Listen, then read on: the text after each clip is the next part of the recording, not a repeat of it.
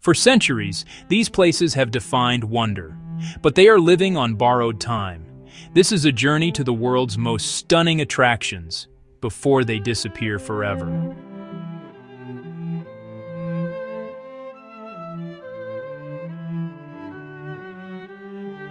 Across oceans and mountains, beauty is changing before our eyes. Nature's masterpieces are delicate, and time is moving faster than we think.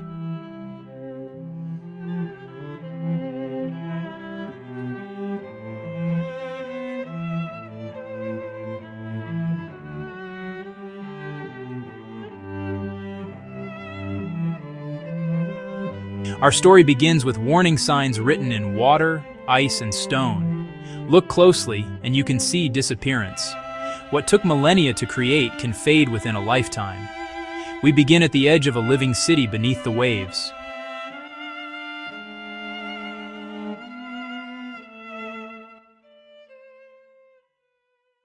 Off the coast of Queensland, Australia, lies a world wonder so vast it can be seen from space. The Great Barrier Reef. It is not a single entity, but a sprawling, interconnected labyrinth of nearly 3,000 individual reefs and 900 islands.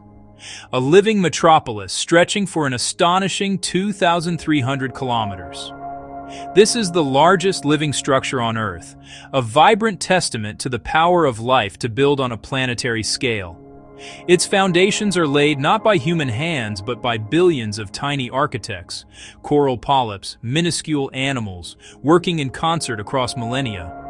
Each polyp secretes a limestone skeleton, and over countless generations these skeletons fuse to form colossal structures, intricate cathedrals of color and form. Within these corals live microscopic algae called zooxanthellae. This is a partnership of profound importance. The coral provides a fortress. The algae, through photosynthesis, provide up to 90% of the coral's food. It is this symbiotic relationship that paints the reef in its breathtaking hues. And where the corals thrive, life flourishes in unimaginable diversity. This underwater city is home to more than 1,500 species of fish, 6 of the world's 7 species of marine turtles, and dozens of species of whales and dolphins. It is a nursery, a hunting ground, and a sanctuary. The complex architecture of the reef provides endless niches, hiding places for the small and vantage points for the predators. The entire ecosystem, from the smallest shrimp to the largest shark, is woven into the fate of the coral. But the ocean is warming. The delicate balance that sustains this world is being broken. For the reef, a change of just a few degrees is the difference between life and silence. The vibrant city of the sea is turning into a ghost town.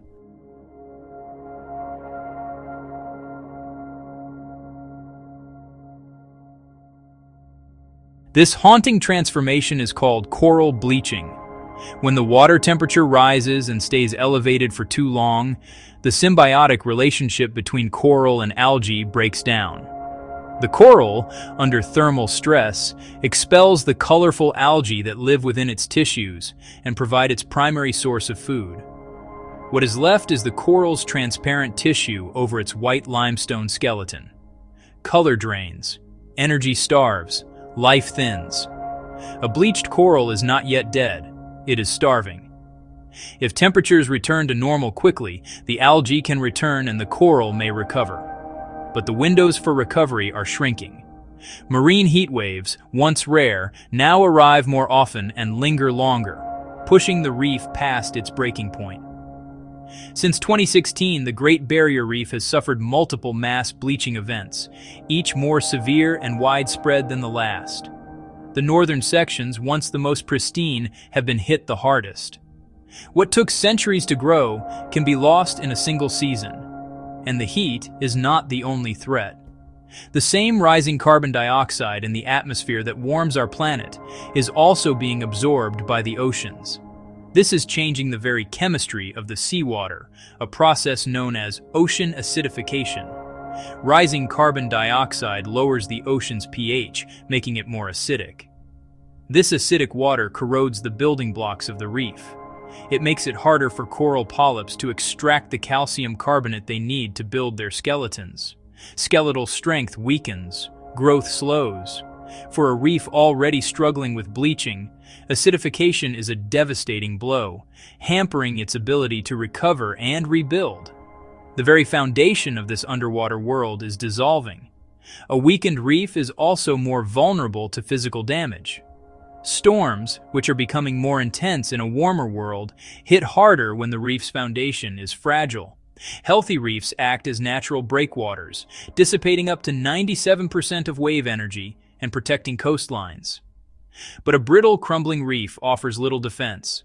As the coral dies, the entire ecosystem unravels, species by species.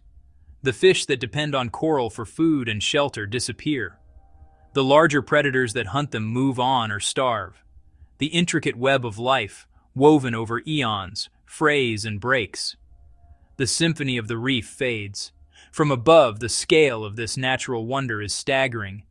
But beneath the surface, the silence is becoming louder.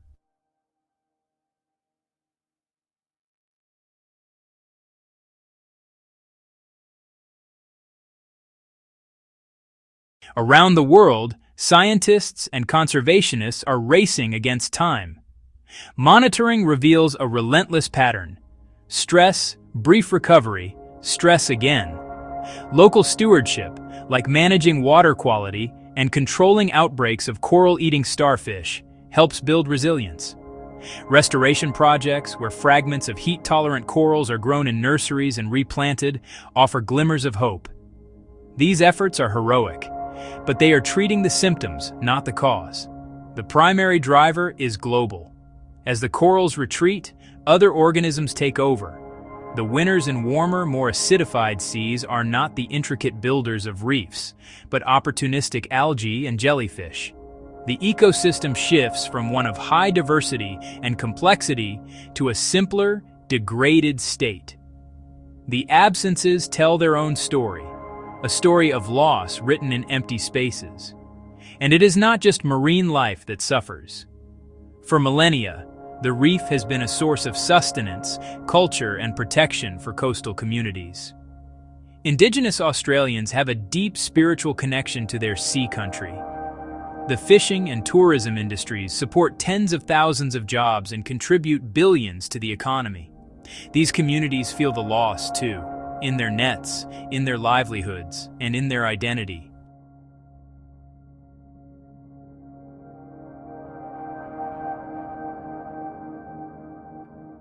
Yet even in this dire picture, pockets of resilience endure. In deeper, cooler waters, or in areas with strong currents, some reefs have escaped the worst of the heat. Scientists are studying these refugia to understand what makes them special, searching for clues to help the reef survive. Given relief from the relentless heat, life has a remarkable capacity to return. The future of the Great Barrier Reef is not yet written in stone. It is being written today, in our atmosphere and in our oceans.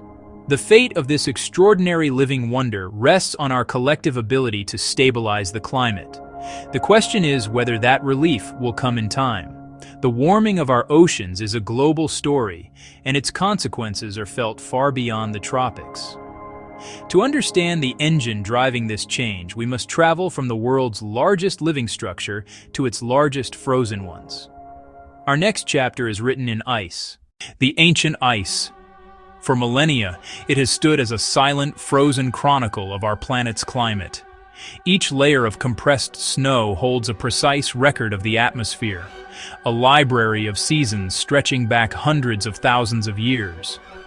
But this library is vanishing. The ice is retreating at an unprecedented rate, a pace that outstrips any known period in human history. As it melts, it is not just disappearing. It is actively redrawing the map, altering ecosystems and landscapes forever. The story of its passage is etched into the very bones of the mountains. These lines on rock record vanishing centuries, the immense weight and slow grinding power of a river of ice that is now gone.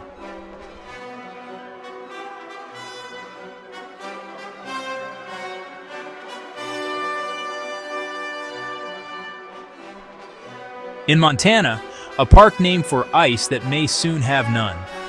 At the turn of the 20th century, Glacier National Park was home to over 150 glaciers. Today, fewer than 25 remain, and they are shrinking rapidly. The name itself is becoming a memorial.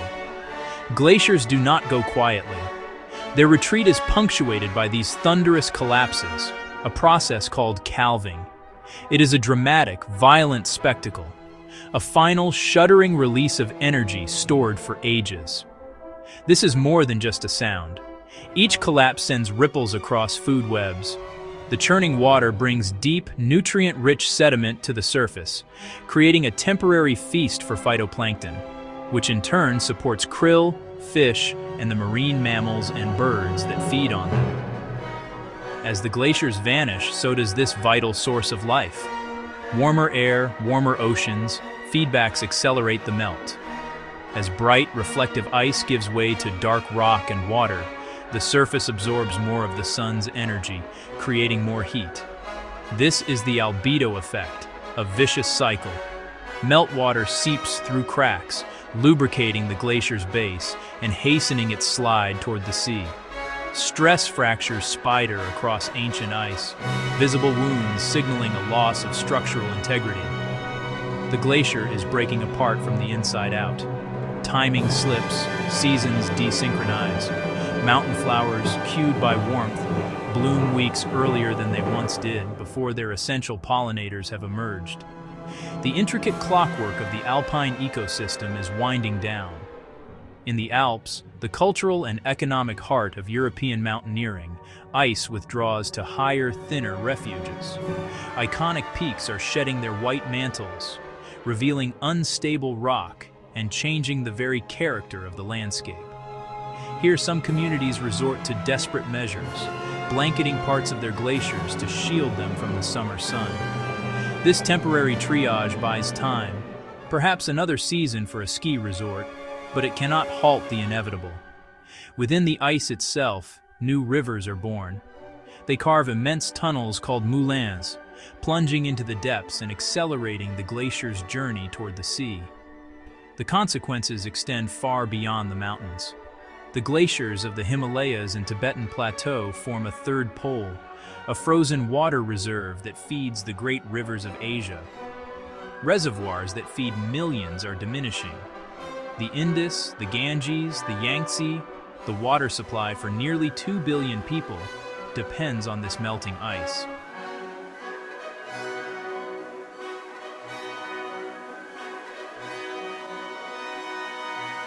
Downstream, livelihoods depend on predictable flows. For centuries, farmers have timed their planting to the rhythm of the glacial melt. Now, that rhythm is erratic. An initial surge of meltwater may be followed by a future of scarcity. Energy grids feel the change. Hydropower, a clean energy source for many mountain regions, falters as the frozen reservoirs that power it shrink. And with the ice, entire worlds vanish. Species adapted to the cold, from insects to mammals, are forced to move upslope, competing for shrinking territory. When there is nowhere higher to go, they shift or vanish. The data is unequivocal. Forecasts redraw maps of ice, showing a world with mountain ranges stripped bare.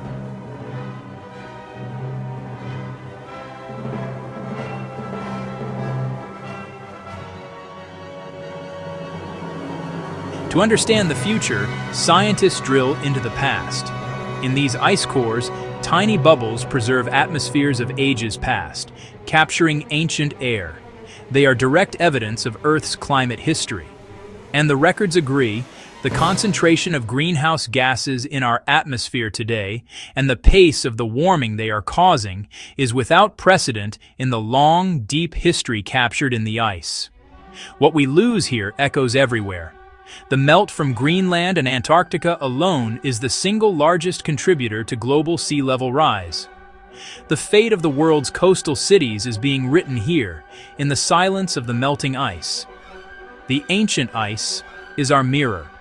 It reflects not only the sky above, but the changes our civilization has wrought upon the planet.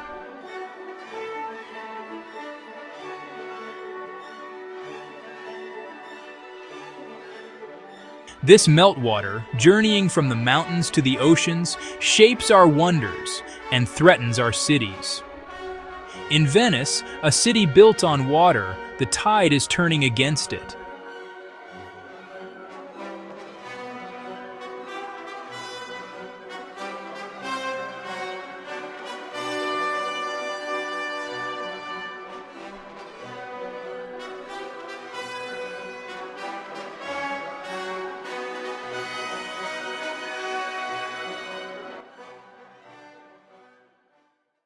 Venice, La Serenissima. A city born from the sea, a testament to human ingenuity built across 118 small islands in a marshy lagoon. For centuries, it has captivated the world, a floating masterpiece of art, architecture, and history. But the very water that gives Venice its unique identity, its romantic allure, is now its greatest and most relentless threat. This is a city afloat on memory and timber. Its foundations are an invisible engineering marvel. Millions of petrified alder and oak piles driven deep into the soft mud and clay of the lagoon floor. For over a millennium, this submerged forest has held the city aloft, a fragile pact between human ambition and the natural world. But that pact is breaking. Salt and time gnaw at these ancient foundations. The constant lapping of the canal water, made more corrosive by pollution and churned by boat traffic, infiltrates the porous Istrian stone and brick. As the water evaporates, salt crystals form and expand, prying the very structure of the city apart from within, molecule by molecule. And the high tides, the famous acqua alta, grow higher and more menacing. This phenomenon, once a rare, seasonal occurrence, is now a frequent and severe intruder into Venetian life. The causes are a dual assault. The city itself is slowly sinking, a process called subsidence, while global sea levels are inexorably rising.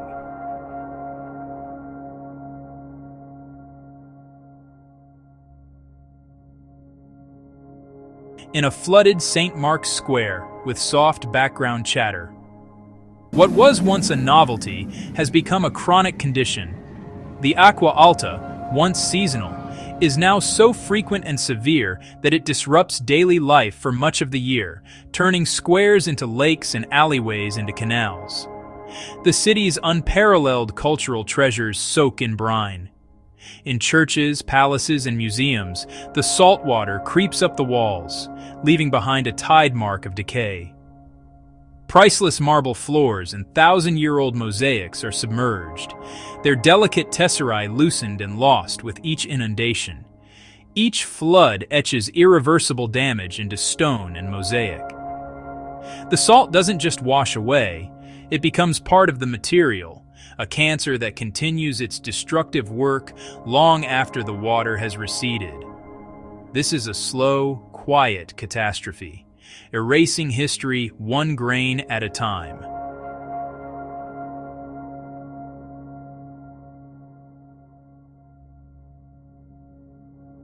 The projections for the future are stark, showing more water more often. Climate models predict that by the end of this century, what is now considered a severe flood could become the new normal high tide, threatening to make large parts of the city permanently uninhabitable. It is a battle between preservation and the rising tide, a fight for the city's very soul. In response, Italy has embarked on one of the most ambitious and controversial engineering projects in modern history. The MOSE project, a system of 78 mobile flood barriers, aims to hold the Adriatic Sea at bay. These colossal gates lie on the seabed at the 3 inlets to the lagoon and can be raised to form a temporary dam against incoming storm surges. When raised, storm surges are blunted and the city remains dry. After decades of construction and delays, the system is now operational, a multi-billion-euro shield against the encroaching sea. For the first time in years, Venetians have a defense. But this protection comes with a price. The trade-offs ripple across the fragile ecology and the local economy. Closing the lagoon inlet starves it of the tidal flushing necessary to cleanse its waters and sustain its unique salt marsh habitats. Fishermen worry about their livelihoods, and ecologists warn of long-term damage to the very ecosystem that Venice depends on. While Mose holds back the sea, the damage already done must be painstakingly reversed. The city's heritage must be tended, piece by piece. Teams of highly skilled conservators wage their own war against salt, using specialized poultices and techniques to draw the destructive crystals out of the ancient stone. For Venetians, the tides, whether held back or not, still decide the rhythm of daily life. The city is a living laboratory of adaptation. Shopkeepers install waterproof barriers in their doorways. Ground floors are abandoned. The temporary wooden walkways have, in some places, become semi-permanent fixtures. This constant adaptation is now routine, a weary resilience woven into the fabric of modern Venetian identity. It is a life lived in concert with the water, a dance of defiance and acceptance. The ledger of the water grows longer, written on the walls of the city itself. Each mark is a memory of a flood, a warning for the future. Between its breathtaking beauty and the crushing burden of its survival, the city endures. It is a place of profound contradictions, a fragile jewel that has always lived on the edge.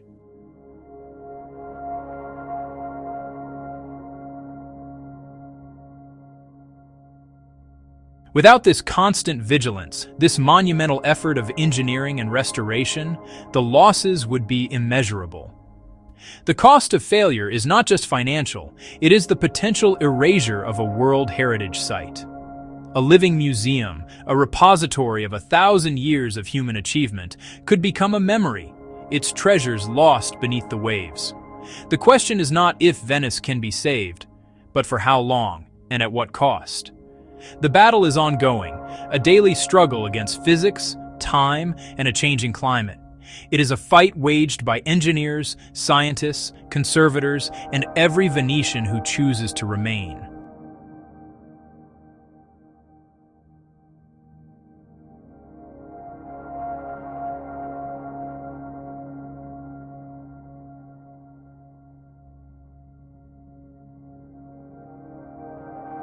From a city threatened by too much water, our journey now takes us to a place defined by its absence. To a legendary sea that is vanishing into salt and sinkholes, its shoreline receding with each passing year.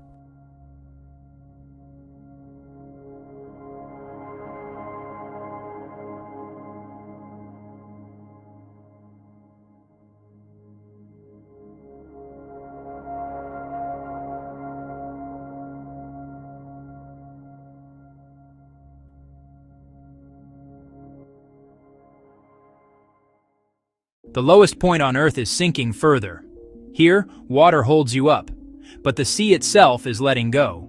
Each year, the edge retreats. Diversion of its water source is causing this natural wonder to literally evaporate. As groundwater dissolves salt layers, the land caves in. Homes and businesses sit on an uncertain crust. The coastline is remapped overnight.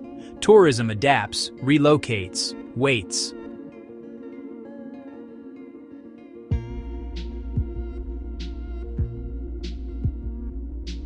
Upstream, rivers are tapped for farms and cities. Every drop diverted is a drop that never arrives.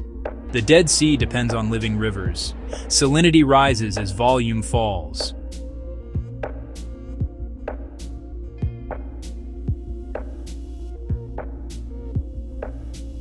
Ambitious proposals weigh risk and reward.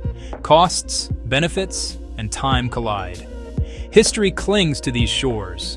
The present is written in crystals.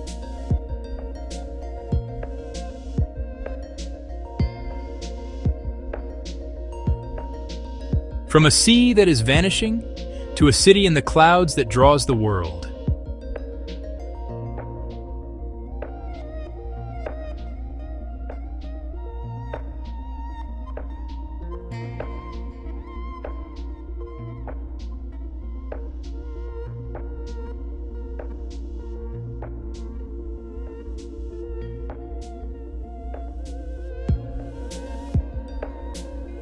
Perfect stones, imperfect pressures. Fame brings footsteps.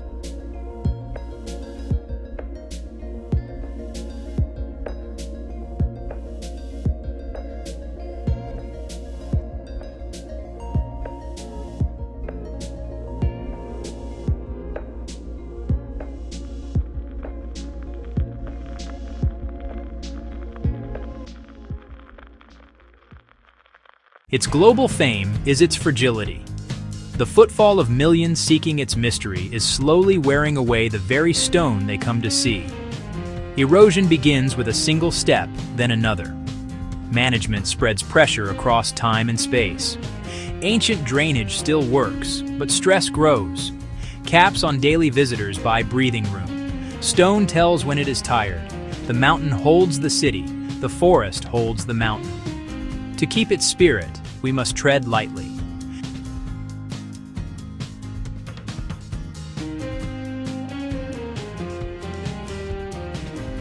From oceans to ice, from cities to citadels, the stakes are rising.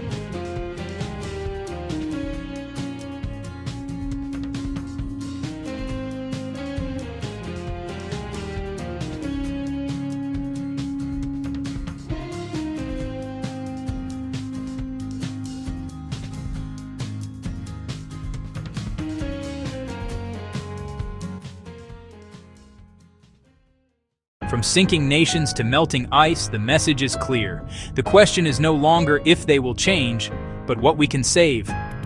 Lives and futures rest at sea level. Monitors watch ice breathe and break. Reefs bleaching, glaciers retreating, cities adapting, seas vanishing, heritage straining. In the Maldives, leaders discuss relocation plans. Contingency meets community. Traditions bend with the tides. Ancestral knowledge reads the changes. Stories anchor urgency. Protection works when backed by commitment.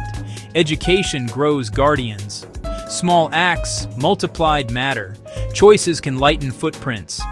Nurturing tomorrow's reefs today.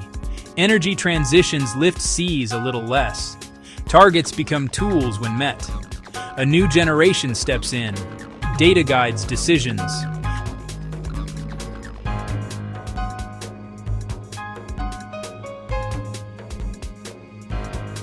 Which brings us to those fighting back, and the tools they wield. To keep wonder open, sometimes we must close a path.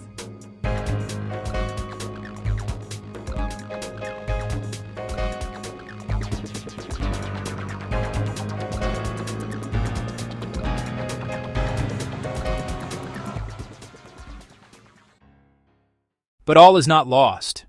Around the world, a silent army of scientists, engineers, and conservationists is fighting back with innovation and determination. Interventions buy time for recovery, local knowledge partners with science. In Venice, engineering meets the tide.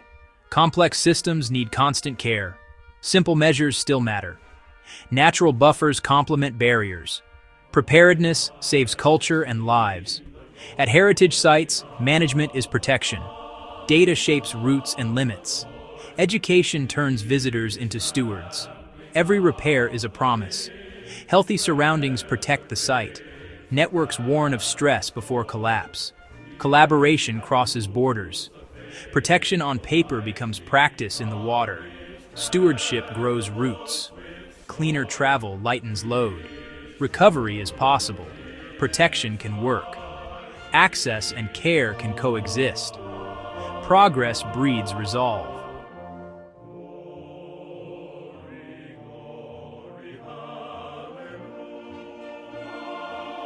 The fight is shared, the future is watching and helping.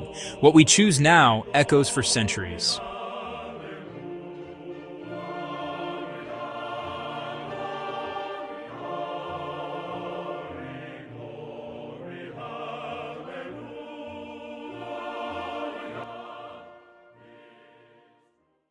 These wonders are a testament to the power and fragility of our world. Their story is not just about loss, but a reminder of our responsibility. The future of these treasures, in many ways, is in our hands.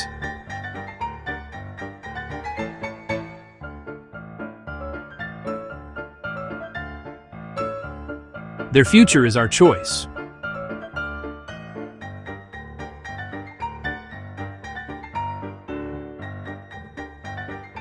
Thank you for watching.